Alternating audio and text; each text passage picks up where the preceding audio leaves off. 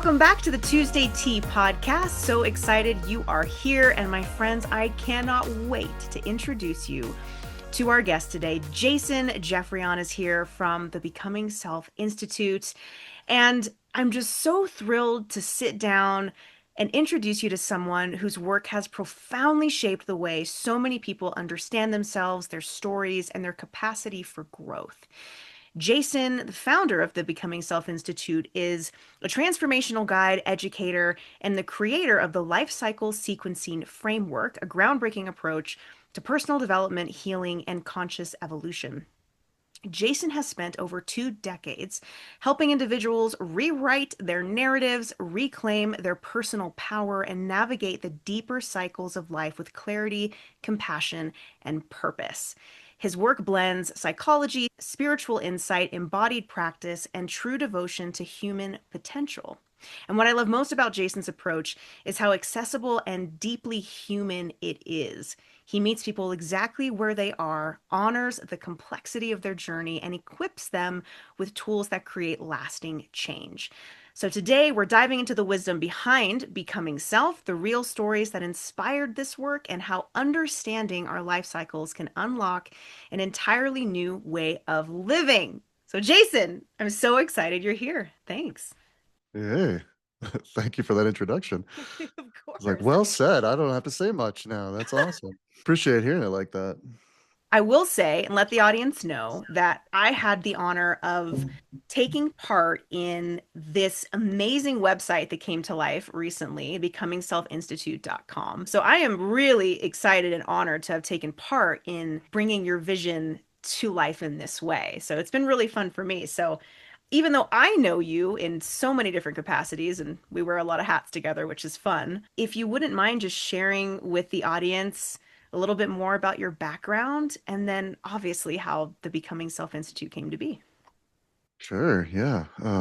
And just to say thank you for all you did to help craft putting this work out into the world in this comprehensive way. I came into, I can talk about the life cycle I'm in right now in a bit, but it's like this stage in my life where it was like, this is the totality up to this current moment of my work, and I need to put it out there in a comprehensive way. And I could hold the vision of that and the content, and you were like just so perfect and like, okay, great. You do that part. We'll take care of these parts. And that was huge. I mean, it was like it gave me the freedom to actually just be really in the flow of what needed to come out, and just like being in that collaborative place of having other people, you in particular, holding that to be like, cool, now let's craft it in a way that other people can see it. So Yeah. just really appreciative of all you brought to that. And like you were saying, I'm glad we have multiple hats we wear together. We do, many. In fact, fun story. We may or may not put this in the end of the episode, but I think it's fun to mention because the audience knows about the saga of the Maine Coons in my life. Jason and his very sweet family has now adopted 3 of Millie's kittens, which is incredible. So when we say many hats, it's true. Cat parenting and all sorts of fun things. So yeah. I've never had cats before. Never actually even considered having cats before. So it actually just speaks to a level of, well, multiple things. A level of like connection between people. It's like, oh, well, here's a something that you were talking about, and wanting to really care for these cats and have them have a good home, and so it's like the invitation came into my life world, which was, yes, ends up being about the cats, but it was even more than just about the cats.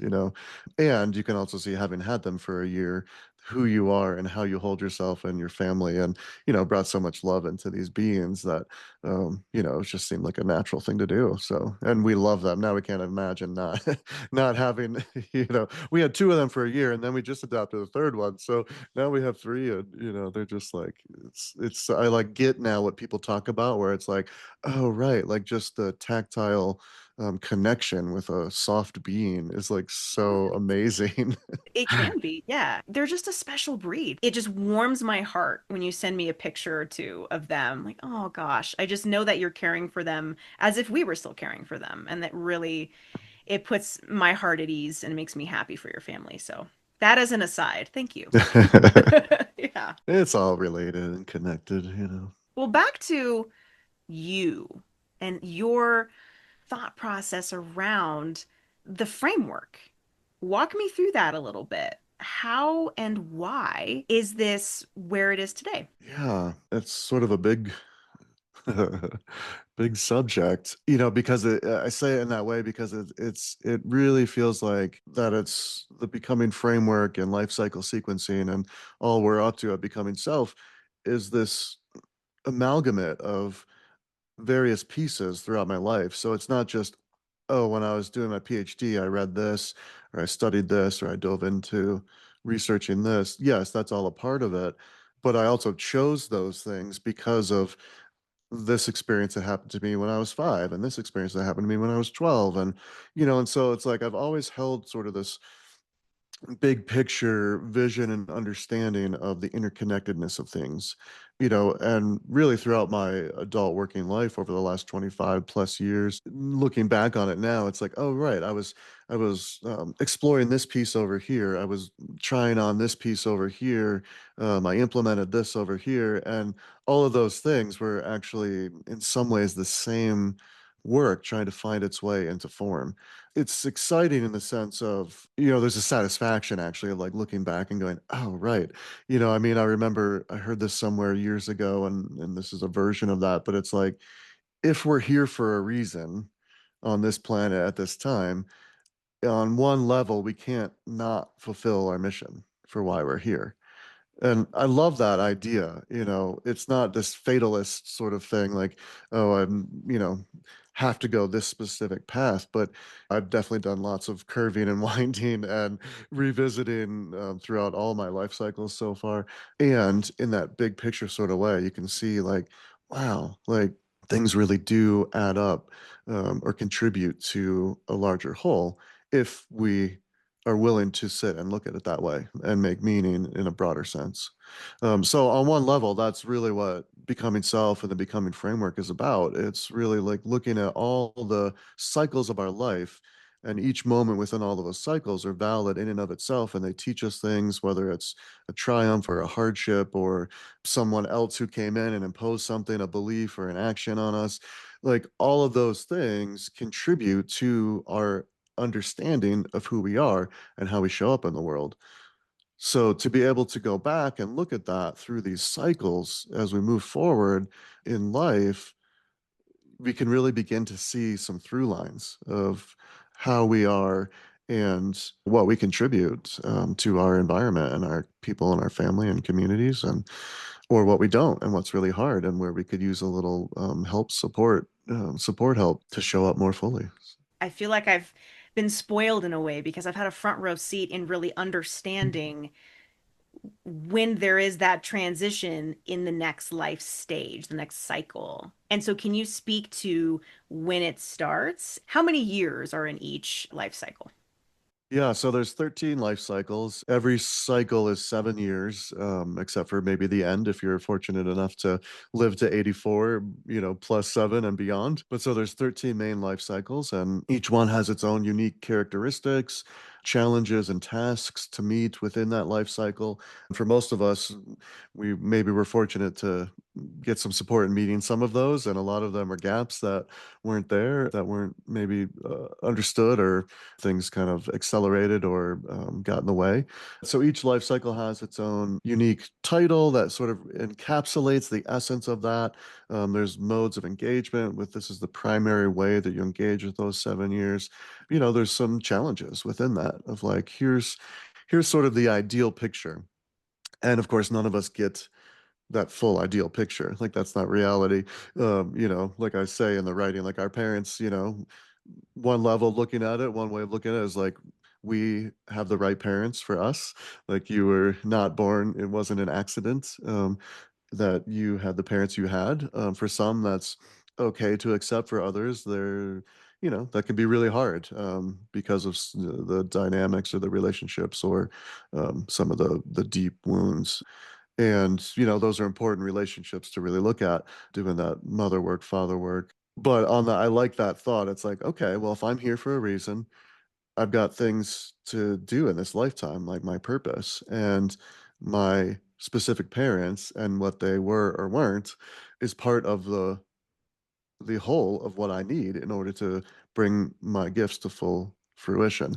All that to say, in all these cycles, as we move forward, family and community, and it's not just birth parents per se, but caretakers, and they play a central role in the development of things. And yeah,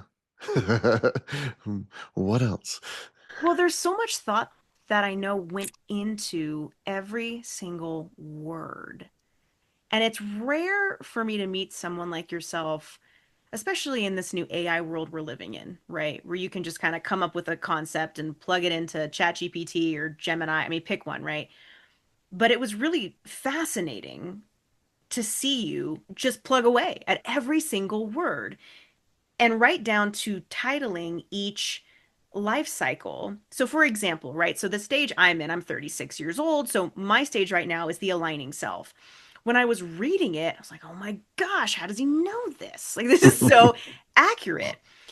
But it wasn't just about my current age. I also went back a bit and went, okay, so let's see. If I went back to my 28-year-old self, the title for that one is The Awakening Self. I'm like, dang, yeah. Like it's fascinating to not just learn about my own life cycle and the stage that I'm in, but to then backtrack a little bit and then also go forward a bit and go, whoa, okay, so that's something that I could potentially be looking at in the next, what, 2 to 7 years, however, like wherever I land within that cycle. So I invite every listener to really go to becomingselfinstitute.com.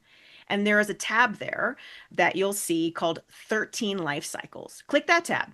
There is a free questionnaire that I want you to take. Reason being is because it will just provide so much insight where you'll go, this is amazing. Like, how does he know this? But also, it invites you to ask questions for yourself in exploring how, like Jason said, show up to become your best self, right? And for me, it's just been fascinating to see all of that.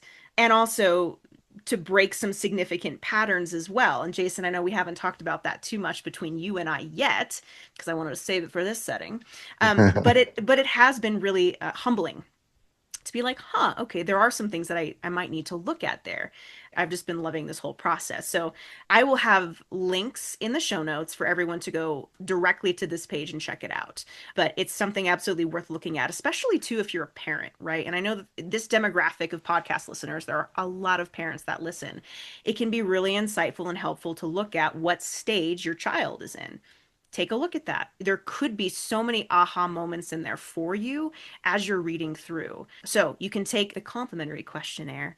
And then if you want to dive deeper into the writings themselves, then obviously that's for purchase on the site. And so you can look at all of that. But anyways, just wanted to put that out there, Jason.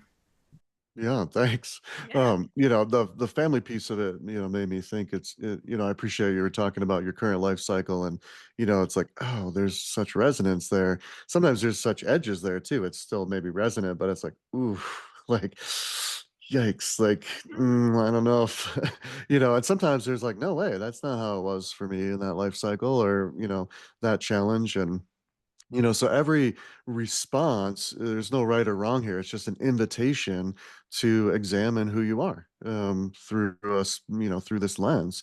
And so it's, looking back at previous life cycles, and as you were inviting for parents in particular, I mean, a lot of the time, my daughter's almost 8 now, and um, a lot of the time where there's like rub or an edge or something internal that I notice, if I really am honest with myself, it usually, don't want to say always, but it usually links back to something from when I was that age or in that life cycle that I didn't get. And so, doing this work is like, it's not just about, I mean, it's a great thing to wanna show up as a more, full being as a parent, I think most parents would say, "I want my children to be able to rise above where I am and, do it a little better," and, we're toiling with that with our own parents, and it takes a willingness to look at what we did get and often what we didn't get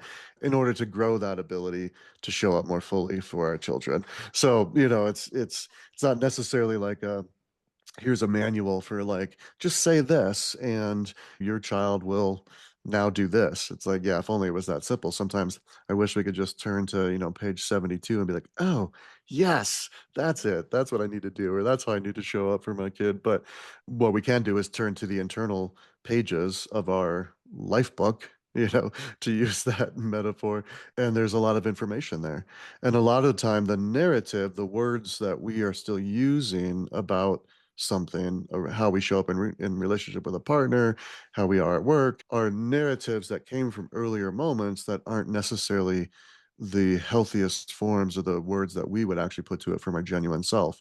So a lot of this work is being able to go back, and it's not changing the truth of what happened, but it's bringing your now more healthy adult perspective to earlier moments from a more witness standpoint, to be able to go, oh, right. If there was, if I had the ability, or there was someone else there that could have held my hand through this, or could have shown up as a mentor, or could have, they might have said something like this. And then to actually feel that in an embodied way through a lot of the processes that we do, then it's like, oh, that's the healthy version of this. Like, that's what would have been really hopeful for me when I was 17 or 37 or whatever age it is. So, it's again, it's not about changing the facts of what was, but it's about broadening our perspective and our narrative around it, so we can be clean and clear with that and be able to then move forward in a healthier way. Mm. The word that comes to mind is grace, like giving Mm, oneself the grace yeah. to really take a look. And there's also a lot of positives in the work, right? As well. It's not always like, "Oh my gosh, what didn't I get or what did I get?" But it's very positive, and I think it's the way in which you write throughout all of it, even though there's some like ooh moments when I was reading about my own, it was also like, yeah, like that feels positive in a totally different light. So I appreciate your style, your overall style. It's encouraging, which I like Yeah, a well, lot. thanks. Yeah, I mean, we all could use some more encouragement. There's so much negativity and wrongness in a lot of the systems that exist. And I think that's one of the most beautiful things here. It's like, well, there's actually nothing wrong. There's nothing wrong with you. You're beautiful for who you are right now, because of everything. And it is also, as you were just pointing out, it's very important, to find the through lines of joy and pleasure and success and triumph. And I mean, that's why we put everything into circles. The life cycles move around in circles, and there's some that parallel each sort of direction, and because we're always fluidly moving. So in that sense, there's no backtracking. It's like we're always moving forward. And when we come around to a point, it naturally invites us to revisit certain cycles from the past. And it can also help us project forward into the cycles that are coming. So to have that information, both of where we came from and to understand it more clearly, to be able to stand tall and present in who we are in this moment on this day, and to be able to look forward and see that as a whole continuum, it actually can help us make more informed choices as we're looking toward the rest of the life cycle we're in and the next life cycles to come. Absolutely. One of the very first things you shared with me around the Institute, you said, I want the imagery to be very circular. I don't want it to be, and I just have to let the people know this, right? With you, Jason, you're so humble. You said the Institute's not about me. It's not about look at me and look at the work. It's look at everyone coming together to do really good work. And so everything that you'll see from a branding perspective, it has a circle, but there's also these beautiful branches that branch out just enough outside of the circle in this really just beautiful way. And shout out to a wonderful member on our team, Ashley. She's just fantastic. And she Hmm. really saw your vision of that. And so there's so many beautiful little nuances, not only to your branding, but just your thought process and putting everything together for everyone, because this is for everyone, no matter where they're at. Can you speak a little bit more about the Institute as a whole? What other offerings the Institute has? And if you could touch on the guide component as well, that'd be great.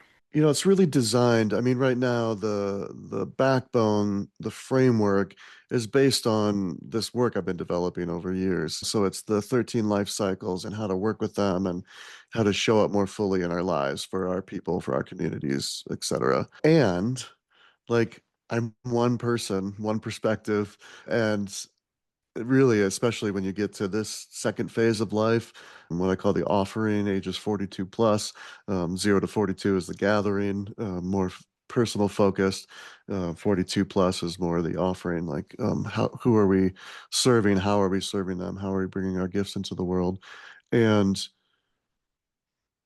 this cycle, this first cycle I'm in of this second phase, it's really about making those connections. It's like, who are the people that I really feel drawn to help bring my work into the world? So it's really about allyship and camaraderie. And also it's like, I've got stuff to do. Like, I'm here for a reason. I actually don't have time with these fruitless toils anymore. Sometimes that means certain relationships don't continue. So there's just a lot of discernment that happens at this point, and also a recognition of it's not about me anymore. It's like, yes, here's the work I'm presenting. Here's what I feel like is mine to do, but it's not just about me. It's of service to something larger, whatever you want to define that something larger as. And so for me, it was just very clear. It's like, this has to be about us, So, yes, the life cycles, the becoming framework is like the backbone here. Maybe it's the hub of the wheel. And also, I know a lot of people who are amazing. Human beings, and they are bringing their work into the world in really beautiful ways. And so the idea was to really, have it be an institute so we could bring some of these people together to offer a more fleshed out, holistic set of offerings. Because some of what I'm saying might really resonate, and some of it might not be the thing that really speaks to exactly where you are right now in your life. But this person, who's also a guide in the Institute, their work might draw you in and go, oh yeah, like, wait, I've valued this person and the work I've done with them, and they're connected to this larger thing that's also not just about them and their work. It's about something else that's happening, some synergistic something that's emerging here. And we're really in this place of emergence, which is awesome. I love it. Like, for some people, being in the mystery and the unknown and having the lack of definition, and it could be really challenging. I mean, even for me, that's challenging sometimes. But I think that's a big part of this whole work, is to really just be in the mystery, to be comfortable in the lack of definition and the unknown, but feel a resonance, feel a connection, and go, okay, we're going to trust this and be present together and see what happens. And so we have 12 guides right now, Institute guides, and I encourage you to look at all of them and check that out on the website too. Amazing people who bring their own unique skill sets and life experiences, different ages, all of that. And together, with all of the people that show up, like those who are listening and other people, are also contributors to what we're building here. So it's really this cool emergence of something. And the becoming framework gives us some scaffolding to move around within. When I was doing my undergrad and I was a writing major, I really was focusing on poetry. I like fiction writing too, but I was doing poetry a lot. And I think I was finding my voice for the first time, really.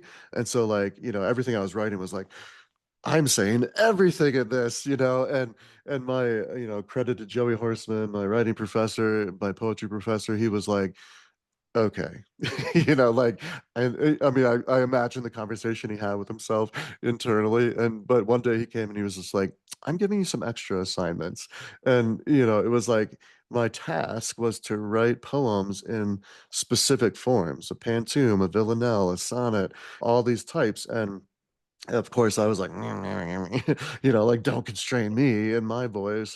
But by toiling in that, I respected him enough to be like, okay, I'm going to do this. I probably also had a little fear that he might not pass me or something, um but it was a relationship thing, right? Like, he knew I appreciated him. We had this relationship built, and he knew he could challenge me in that way. And I really honor him for that. And by putting myself through these exercises where I wrote poems based on you can only have this many lines, this many syllables. It really made me take sort of all of this and go, oh, this is what I'm actually saying.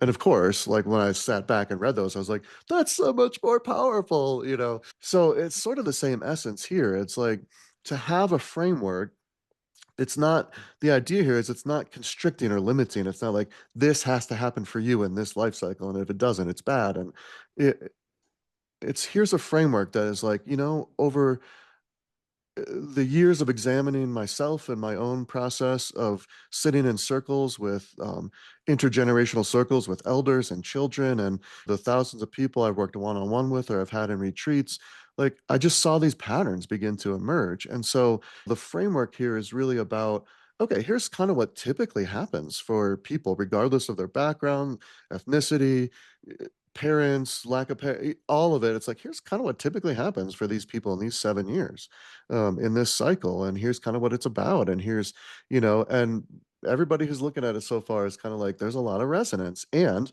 there's some pieces that like you're saying that here in this cycle, yeah, but that kind of happened for me here. Again, the invitation is to just get curious about that. What's that about? Why did that happen? It's nothing's right or wrong here. It's just an invitation into examining ourselves and how we show up in the world. And so to have a framework gives us something to bounce off of, rather than just not knowing what to do in this amorphous way. So here we've got a framework, and I invite you to explore yourself within that framework and then to bring your own understanding, your own truth, your own wisdom into however you engage, whether that's with us or anywhere in the world. But you and your wisdom is one of the if not the strongest asset that you have in your life. I really believe that each of us is the keeper of our own truth and wisdom.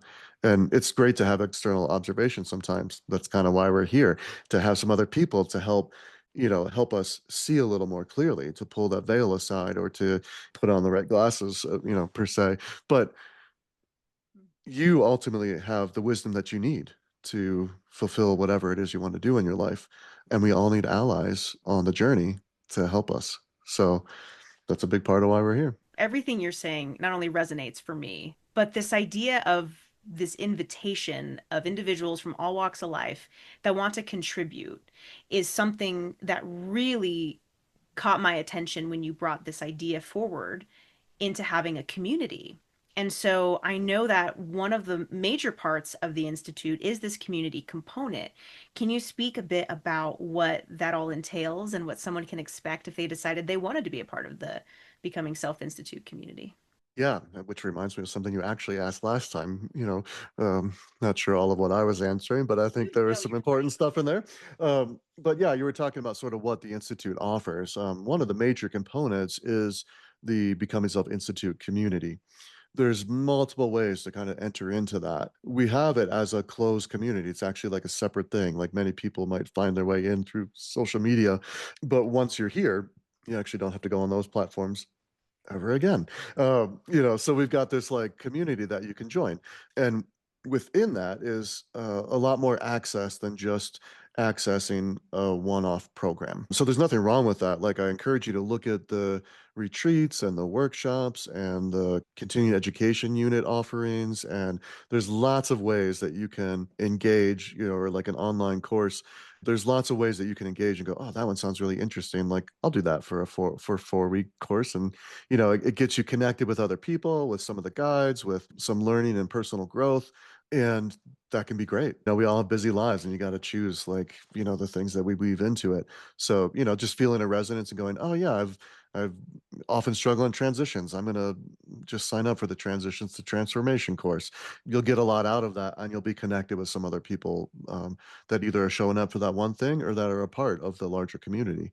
Then there's also the ability to join the community for a monthly fee or for a discount on an annual fee, those sorts of things. Once you access the community, then you have a rich cache of resources available to you. So there's live seminars from myself and some of the other guides. There's articles and essays to read. There's guided meditations. There's curated playlists that go with each life cycle, ritual guide, and so much more. There's also chat groups, discussion groups based on each life cycle. So you can really be like, oh, there's other people who found this resonant or this really rubbed them. And, here's other people that are in that current life cycle. Let's talk about that. And the idea is it's all very intergenerational. So, it's helpful sometimes to have that insular group of like, yeah, here's somebody else who's 46 and they can really relate to what I'm dealing with right now.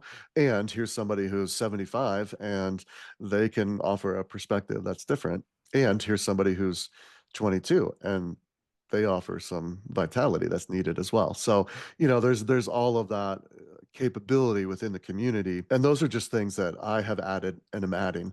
The other guides will also be adding resources to the community as well. So by being a part of the community, becoming self-institute community, you get to actively engage with not just material, but with people and be an active agent in what's growing and becoming here. Beautifully said. Yeah. And in full transparency, Jason asked me to be a guide, which is very exciting and fun. So I am in that community if any of you care to join and contribute and be part of the conversation. One of the other things that I really enjoy about just the Institute as a whole is your influential books. It was fun for me to put everything on the website, obviously, but as I was looking through the books, Jason also has his own take on his understanding and perceptions around the book and his own journey with it. And it's really fun to read that piece. I thought it was fun to go through for myself. For example, one of the books on this list is The Alchemist. And I've read The Alchemist probably 2 or 3 times, but it was so fun to read your notes on it, Jason, and go, huh, now I kind of want to read it again, like having this whole new perspective on it. Like, it's fascinating. So, highly recommend for the listeners to go check that out as well, because I get emails all the time for people saying, "Do you have any recommended books?" Well, here you go. Here's an entire list of just phenomenal books from different angles, right? From self-development and also just pleasure reading, and it's a great curated list. So there's so much that you have shared already, and I know that we could talk forever. You touched briefly on something that I think is another thing that's important to note: continued education. So something that I really appreciated about the whole institute is that you're not just coming at it from, you woke up one morning and you thought of this idea. Something that I was remiss in mentioning in your intro is that you're actually Dr. Jason Geoffrion. And I think that's a really important piece here, right? So it's backed by much more of a deeper understanding and a lifetime of study. And along with that, the continued education, it's just so rich with opportunity for individuals from all walks of life. And I'd love for you to touch on that for a little bit, if you wouldn't mind.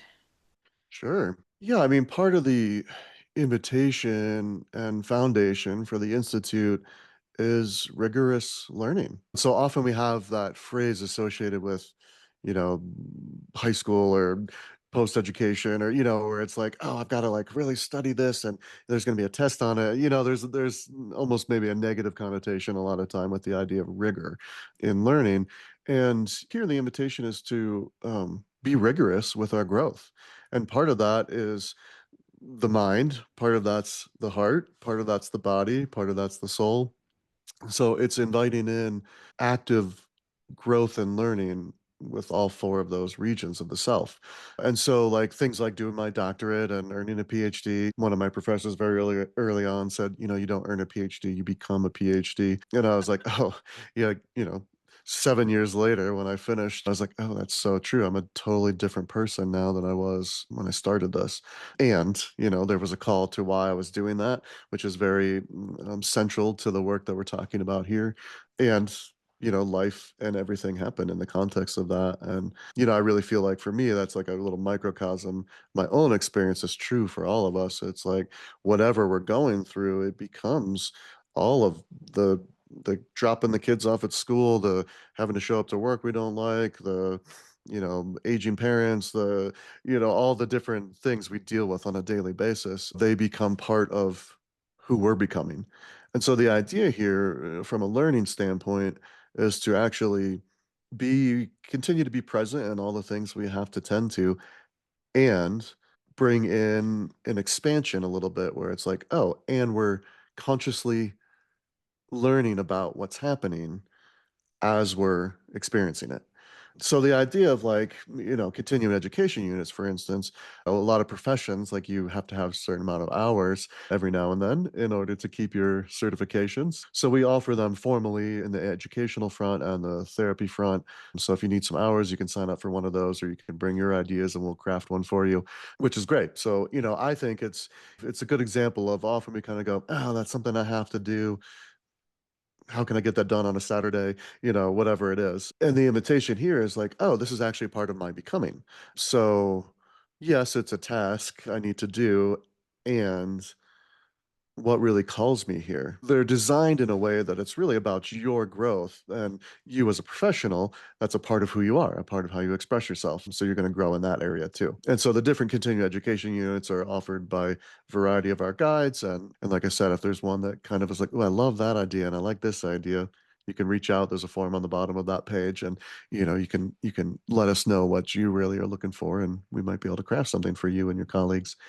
So that's like one area of rigor. And we often think of rigor when we think of like learning, and we think of learning often associated with the mind. But we're learning how to be a fuller being in our feeling self, in our sensate self, in our soma, and our somatic experience of life and our life world. And that's really why we're calling it an institute. It's about bringing awareness and active participation in presencing daily life. Hmm. There's so many fantastic ways to be involved if someone would like to be involved, whether it's online or even if it's just connecting on social media, if you're looking at continued education, the community, the programs. It's just incredible what you have built. And it's been an honor to just witness all of it and just to see it all come together. It's really, really exciting. And to be asked to be a guide. I was floored by that. It's just been awesome to see it all come together. So, well, thank you for taking the time and for being here with the Tuesday Tea audience. Is there anything else that you would like the audience to know about you? Hmm. Or a fun fact? What's a fun fact that people normally wouldn't know about Jason Geoffrion? Besides the fact that I love the Denver Nuggets. It's like my favorite thing to spend time by myself doing. I was really hoping my daughter would be like, I want to watch that with you. It's not her thing, Not so um, much. but I enjoy having the games on, and following. And but I was thinking too, recently we went to this, I don't even know how you would describe this store, this eclectic place of like art and antiques and just really cool curated offerings. And my wife and I were looking through, and they had some comic books, and I went right up to it and I started flipping through, and I like bought one. And it was like, I was thinking about it later, and I was like, wow, it's like the first comic book I've bought in like 20 years or longer probably. And like in a storage closet over here, I have thousands of comic books. I started collecting them when I probably started a little later. I was maybe 15, huge X-Men fan, and I started collecting all. At the time they had 9 different X-Men comics that came out every month, and I started collecting them all and would go back and buy old ones so I could have a complete series. And and it's something that I actually really love about myself. Like I love that I love comic books, but it was interesting to I mean, interests change, life happens, all that sort of stuff. But it was, to feel that 20-year later draw to like out of all these things, it was like, here's what I'm taking home. There was a little bit of like a revisiting a nostalgia. I don't know if that means I'm going to start collecting again. It made me so happy, just the idea of having one. Yeah, maybe it's just a lot of nostalgia, but I think there's something else there too. I think it's really sort of about remembering, recapturing, recalling, and re-enlivening a joy into my current life. So I guess that's a fun fact. That is a super fun fact. It totally relates. Thank you for sharing that. That's something I would have never known. I'm really glad I asked that question. That's so funny. All right. Well, we're going to go ahead and wrap up. If you're interested in connecting with Jason, you can go to becomingselfinstitute.com. Again, I'll have all of the links ready to go in the show notes. Connect with us on social media. That is it for this week. I'll see y'all next week. Bye. Thank you.